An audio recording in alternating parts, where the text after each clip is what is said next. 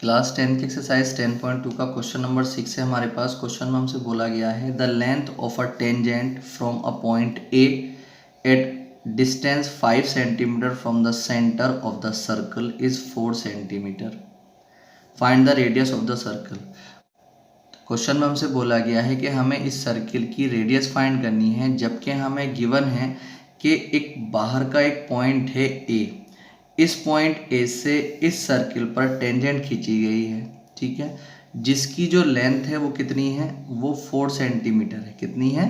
इस टेंजेंट की जो लेंथ है वो 4 सेंटीमीटर है, और जो ये पॉइंट ए है ये सर्किल के सेंटर से 5 सेंटीमीटर डिस्टेंस पर है। सर्किल के सेंटर से ये जो पॉइंट है कितनी डिस्टेंस पर है? 5 सेंटीमीटर डिस्टेंस पर है। तो तब हमें इस कंडीशन में ये रेडियस फाइंड करनी है, ठीक है। इसको मैं आर मान लेता हूँ। अब इसको कुछ पॉइंट मान लेंगे। चलिए, मैंने इस पॉइंट को पी ले लिया है। अब देखिए हम क्या करेंगे। एक बात आप हमेशा याद रखें कि जो सर्किल की जो रेडियस होती है और जो टेंजेंट होती है, टेंजेंट और रेडियस के बीच का जो एंगल होता है वो 90 डिग्री का होता है, ठीक है। अब अगर कोई ऐसा ट्राइंगल बन जाता है जिसमें एक एंगल 90 डिग्री होता है तो वो राइट एंगल ट्राइंगल होता है। और अगर राइट एंगल ट्राइंगल में कोई एक साइड हमें मालूम ना हो, बाकी 2 साइड्स हमें मालूम हो, तो हम पाइथागोरस थ्योरम लगाकर उस साइड को फाइंड कर सकते हैं। तो ए पी ओ जो है एक राइट एंगल ट्राइंगल बन चुका है, क्योंकि ये 90 डिग्री है। और जब ये राइट एंगल ट्राइंगल बन चुका है तो यहाँ पर पाइथागोरस थ्योरम अप्लाई करके हम रेडियस निकाल लेंगे, क्योंकि बाकी 2 साइड्स की हमें गिवन है। तो इन राइट एंगल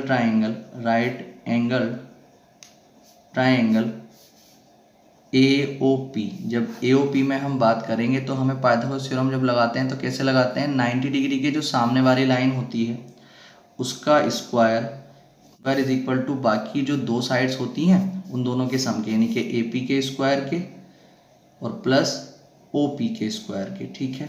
तो OA कितना था हमारे पास? 5 का स्क्वायर, और AP कितना है हमारे पास? 4 का स्क्वायर, और प्लस OP हमें क्या करना है? OP क्या था हमारे पास? रेडियस मानी थी, तो ये R स्क्वायर हो जाएगा। 5 का स्क्वायर 25, 4 का 16 प्लस R स्क्वायर ऐसे रखेंगे। 25 इधर आके -16 हो जाएगा, इधर में R स्क्वायर रहेगा। 25 में से 16 जाएगा तो कितना आ जाता है? 9 is equal to R square. तो R स्क्वायर को आप इधर ही रखें, 9 को इधर कर लें। अब जब R के ऊपर से हमें तो R चाहिए और R के ऊपर स्क्वायर है, जब किसी के ऊपर स्क्वायर होता है तो उसके ऊपर से स्क्वायर हटाकर सामने वाले पे रूट चढ़ा देते हैं, और 9 का रूट क्या होता है? 3 होता है। तो R की वैल्यू 3 आ चुकी है, तो इसलिए the radius of given circle is equal to 3 centimetre.